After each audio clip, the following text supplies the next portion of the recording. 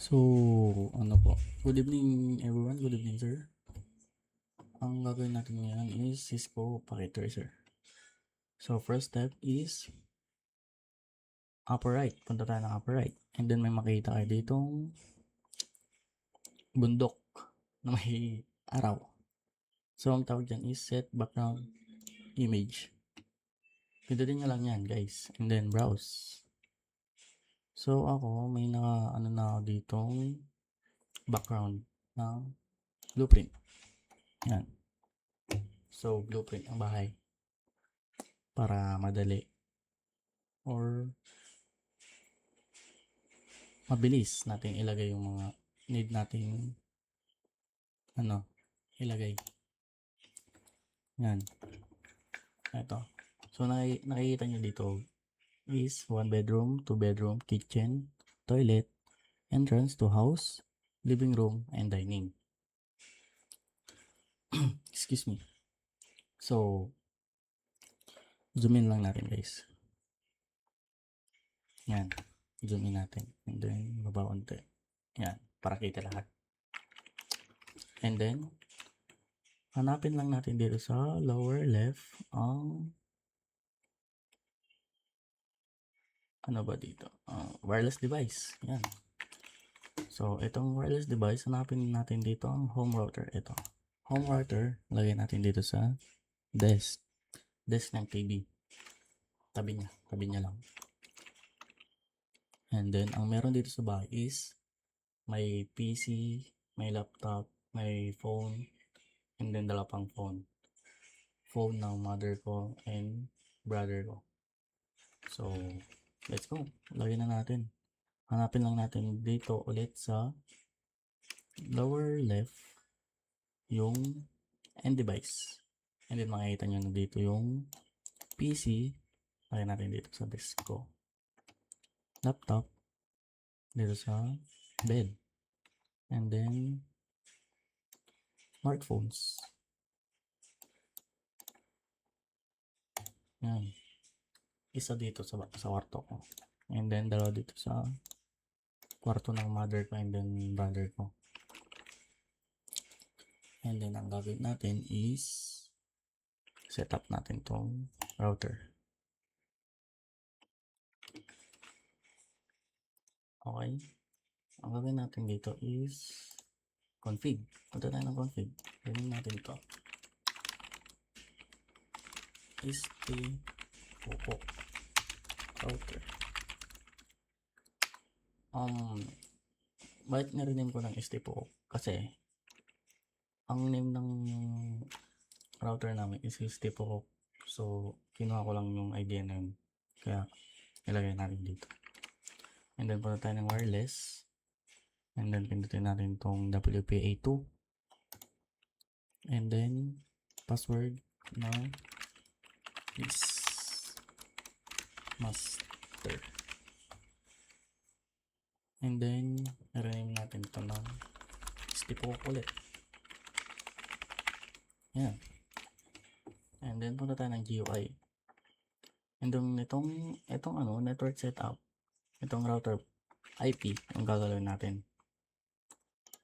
Router IP, so, itong 0, gagawin na lang natin yung 1. And then, ito, gagawin natin 10. So, save settings. Save settings na natin. And then, X.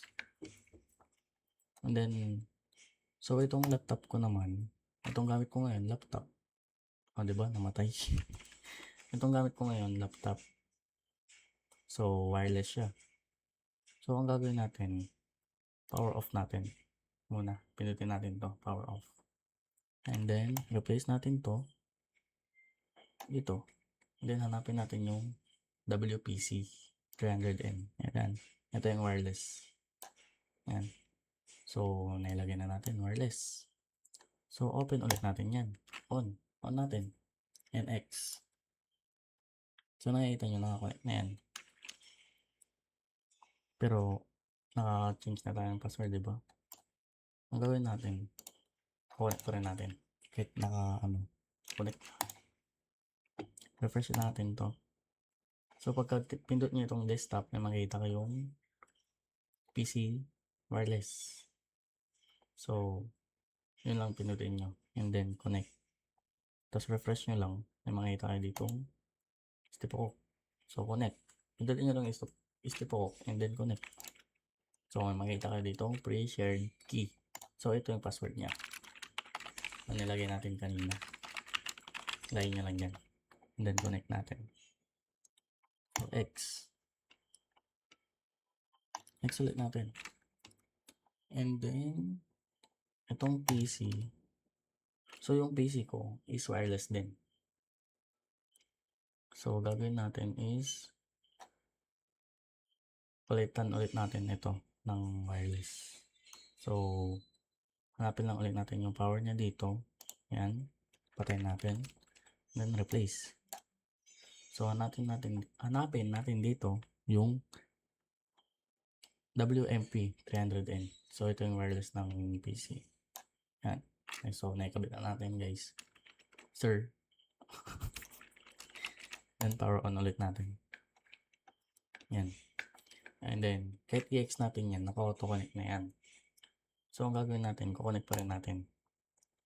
Punta tayo ng desktop, PC wireless, and then connect. Tapos, refresh. Yan. Nakikita nyo ulit yung step hook. Pindutin nyo lang yan, and then connect nyo. Tapos, ito ulit, password. Please. Master. Yan.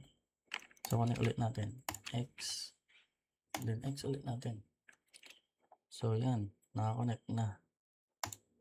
Itong smartphone. Config.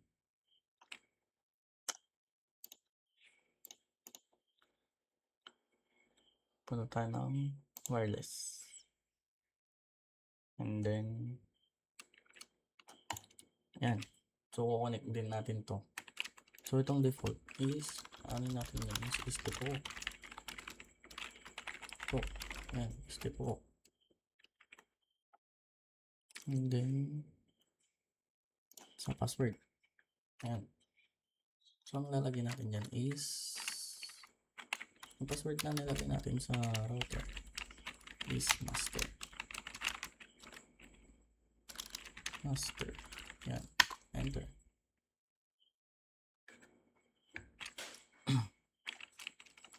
So, X na natin.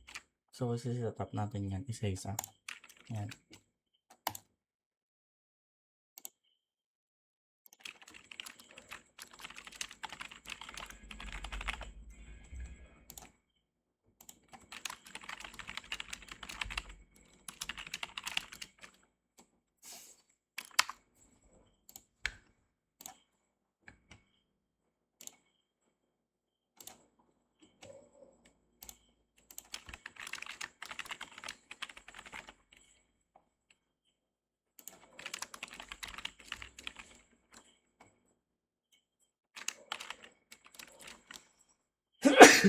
Excuse me.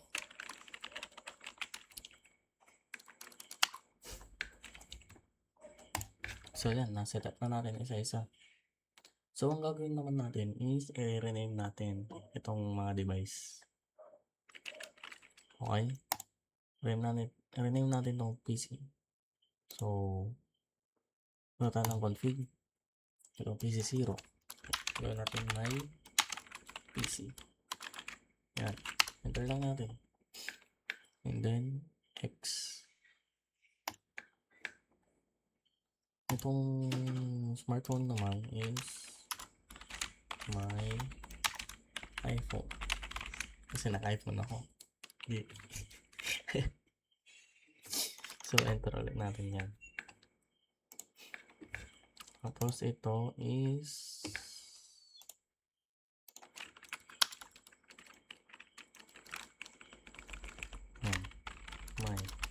my laptop.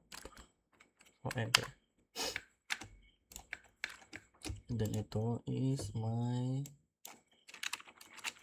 brother iPhone. Yan. And then, ito is mother phone. Yan. Enter ulit natin yan. So, ang ano naman natin dito is papalitan na natin yung image. So, itong router natin unahin. So, double click lang natin to. And then, punta tayo ng physical. And then, may makikita kayo ditong customize icon in logical view. Yan. So, ang gagawin natin dito is pindutin lang natin to. And then, browse. Tapos, hanapin ko lang ulit kung saan ko nilagay yung mga photos na i-replace natin dyan. Ito, like Cisco. So, hanapin natin dito yung router. Ito, router. Open. Yan. So, napalitan na siya dito, guys. Pero hindi nyo makita. Ito, X natin. Yan. Napalitan na siya. Router. Yan. Kitang-kita nyo. Router. Yan. So, itong phone ni mother is papalitan din natin.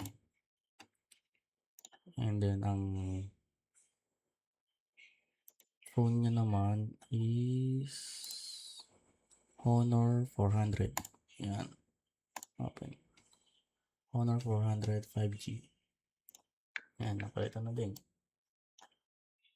Tapos sa my brother ko naman is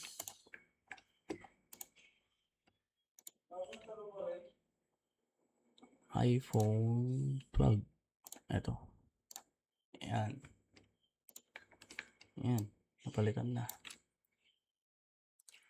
So, sa may ano naman natin, sa may device natin, guys. Insert.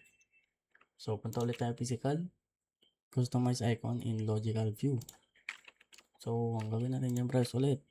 And then, hanapin natin kung saan natin nilagay yung mga re-replace natin image. This Acer Swift 3. Yan. Open. Yan. So, napalitan na din. And then, smartphone.